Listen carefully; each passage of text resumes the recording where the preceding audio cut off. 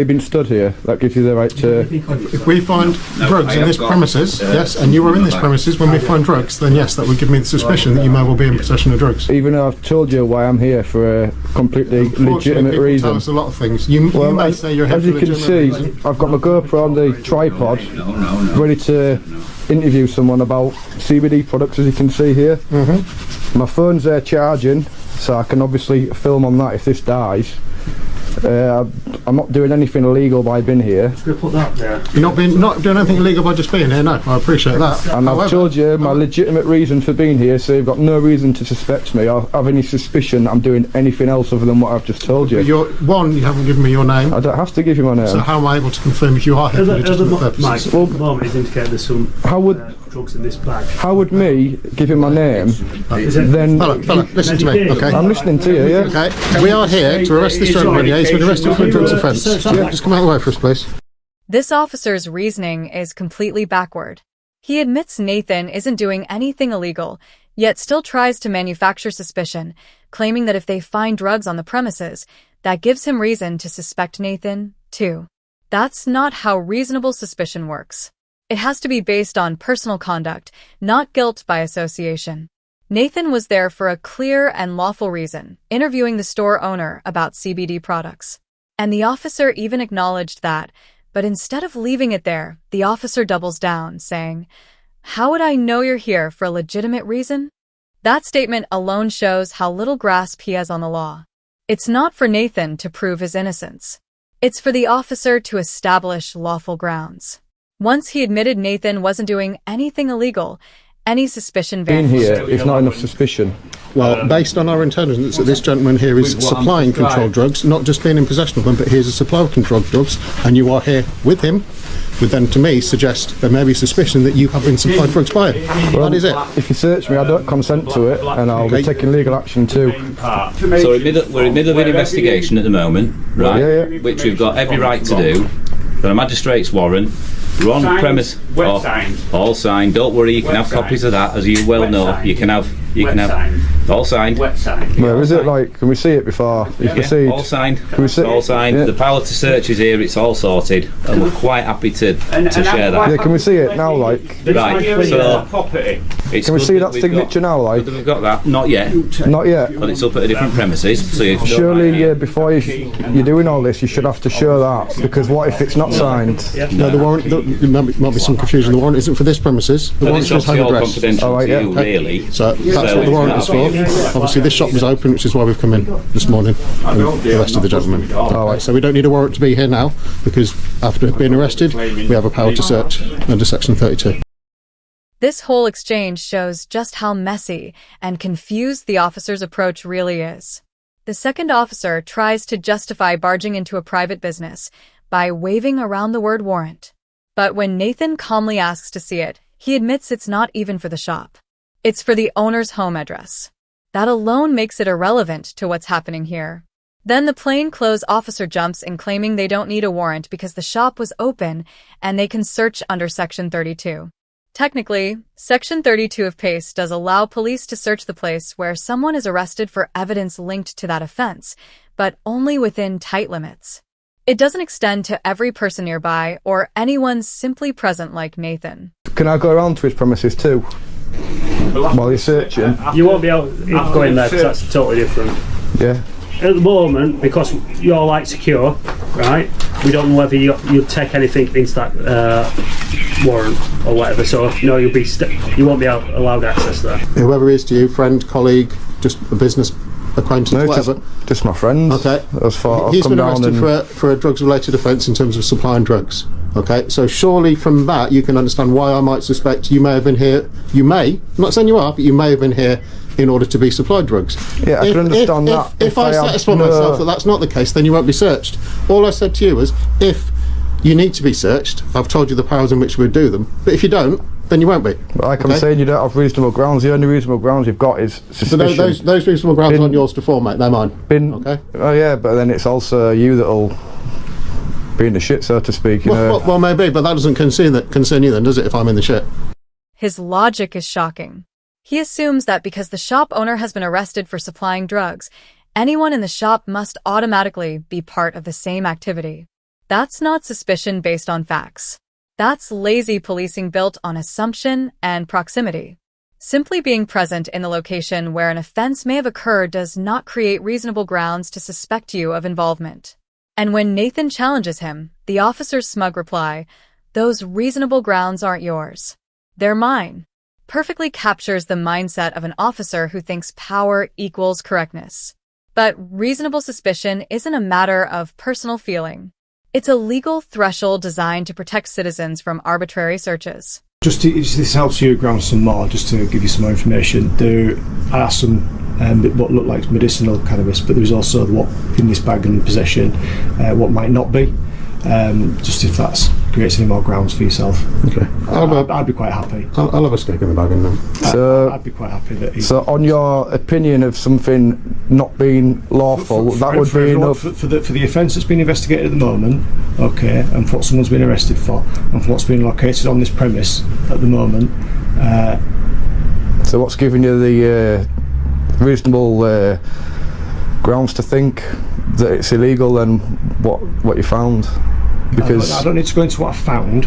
I'll just say what's on the premise at the moment. So you found some medical cannabis that's legal. Well, I'm happy to detain you, okay, for lawful section. Alright, what's your name? 23 Misuse of Drugs Act. My name at the moment is Acting Sergeant John Dillon, and I'm based at the Eastfield Police Station. Alright, what's your collar number? It's 1077 is my collar number. The acting sergeant steps in and tells the plain officer that the shop owner had some medicinal cannabis and what might not be. That word might completely destroys any reasonable suspicion. The law doesn't work on maybe. If an officer isn't sure what something is, that's not suspicion. That's uncertainty.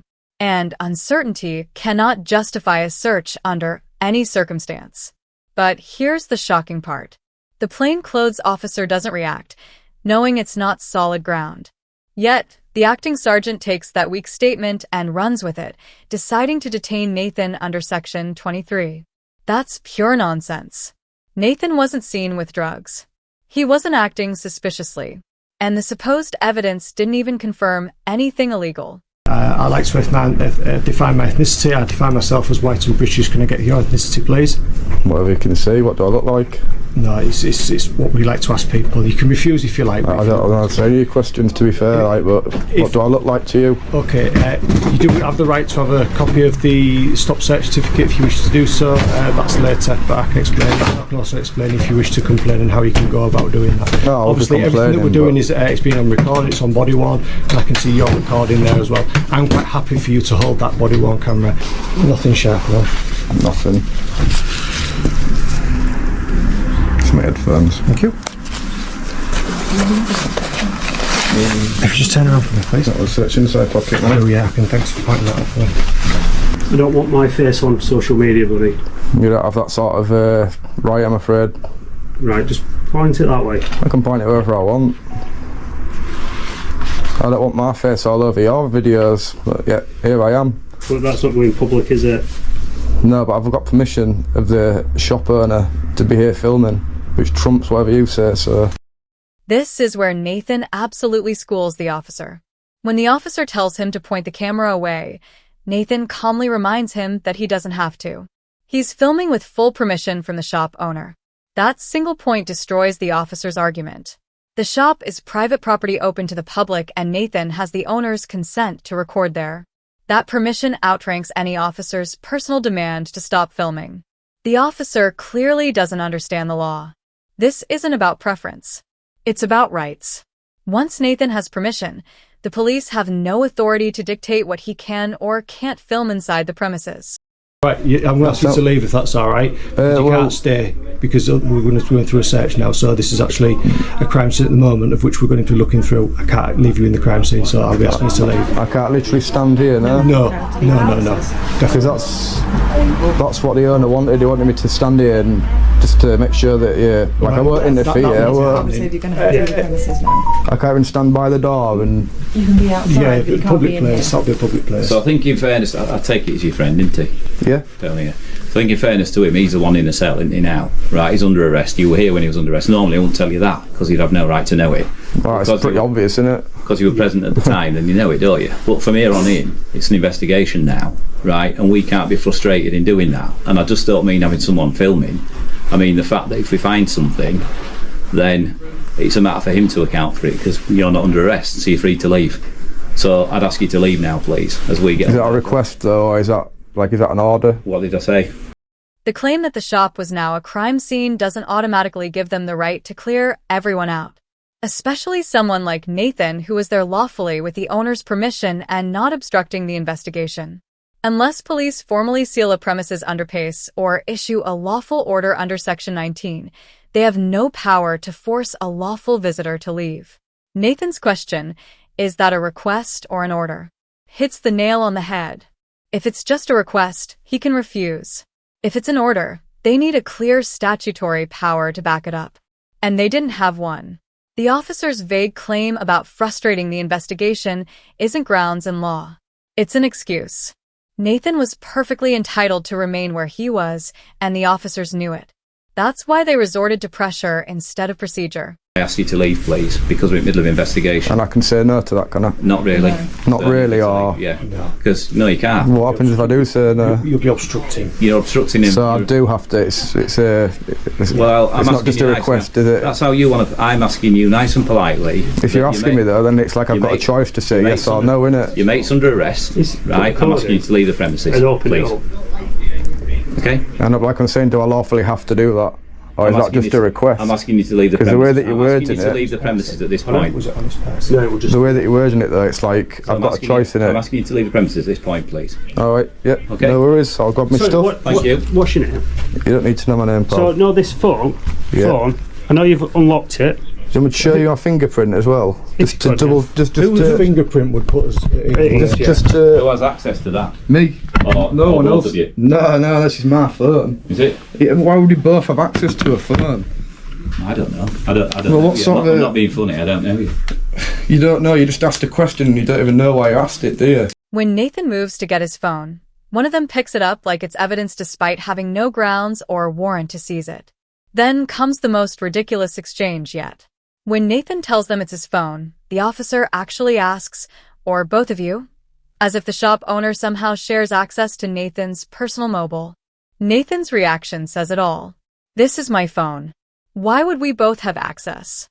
The officer's sheepish response, I don't know, exposes he wasn't thinking, just throwing out random guesses to justify his interference. It's policing by impulse, not procedure. Instead of acting on evidence or reason, they were clutching at straws, hoping something would stick.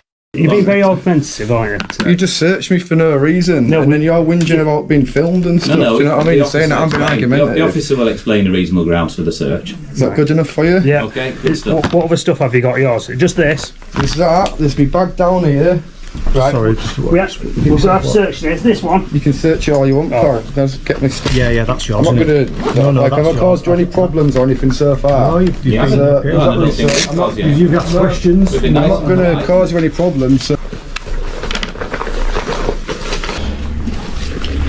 Oh, sorry, what's your name and number?